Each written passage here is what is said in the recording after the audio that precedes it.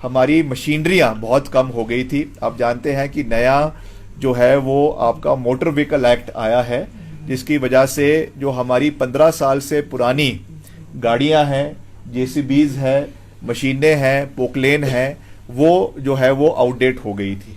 इसके लिए 30 करोड़ रुपए की लागत से अभी हमारी परचेजिंग में पहले चरण में 264 नई जेसीबी, बुलेरो और टिप्पर हमारे डिपार्टमेंट ने लेने का प्रोसेस शुरू कर दिया है। जेम पोर्टल के माध्यम से ये लिया जा रहा है पारदर्शिता के लिए, और जल्द इसकी प्रक्रिया शुरू हो गई है और जल्द ये अलग अलग डिविजन्स में, अलग अलग सर्कल्स में ये गाड़ियां और मशीनें पहुंच जाएगी, ताकि इसका जो विकास कार्य चले हुए हैं उसमें गति देने के लिए ये कार्य जो है वो करवाया जा सके। इसके साथ साथ आपको जानकर खुशी होगी कि 18 नए बेली ब्रिजेस, जो हमारे जब विपरीत परिस्थितियां थी, जब और कोई समय हमको किसी को जोड़ने के लिए और कुछ उपलब्ध नहीं था, तो बेली ब्रिजेस ने बहुत महत्वपूर्ण योगदान दिया है।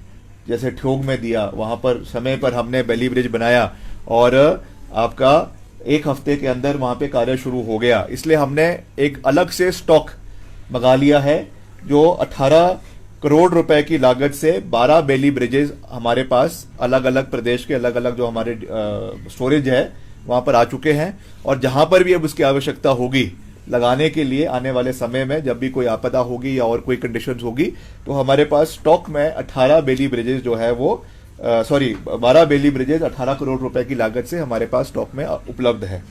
साथ ही साथ हम अपने डिपार्टमेंट के अंदर भी प्रोसेस को स्ट्रीमलाइन करने का प्रयास कर रहे हैं, और उसके लिए मॉनिटरिंग के लिए, इफेक्टिव मॉनिटरिंग के लिए एक हमने सॉफ्टवेयर डेवलप किया है, WAMIS, जो आपका CDAC के थ्रू जो है ये चलेगा।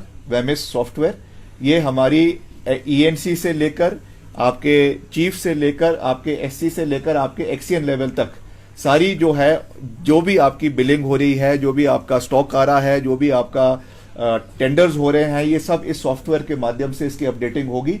और इसको हम जो हमारी यूजर एजेंसीज हैं, क्योंकि कुछ काम हम IPH से लेते हैं, कुछ काम हम एजुकेशन डिपार्टमेंट से लेते हैं, कुछ काम हम हिमुडा से लेते हैं, उनके साथ भी इस सिस्टम को कोलैबोरेट किया जाएगा, ताकि कोई भी चीज जो है वो ऑफलाइन तरीके से ना हो। क्योंकि ऑफलाइन जितना काम चलता है उसमें कहीं ना कहीं 2%, 3%, 5% चलता है।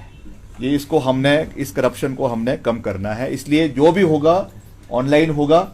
इसलिए हमने ये WAMIS सिस्टम को डेवलप किया है, और इसको हम 5 करोड़ रुपए की लागत से इस सॉफ्टवेयर को डेवलप किया जा रहा है। इसको हमने प्रोक्योर किया है ताकि हम एक ट्रांसपेरेंसी PWD डिपार्टमेंट में लाए। जब से मैं PWD का मंत्री बना हूं, सबसे ज्यादा लोगों की एक मुझे डिमांड आती है, चाहे वो सोशल मीडिया के माध्यम से आती है, चाहे जब मैं ग्राउंड पे जाता हूं, कि हमको PWD में भ्रष्टाचार को खत्म करना है।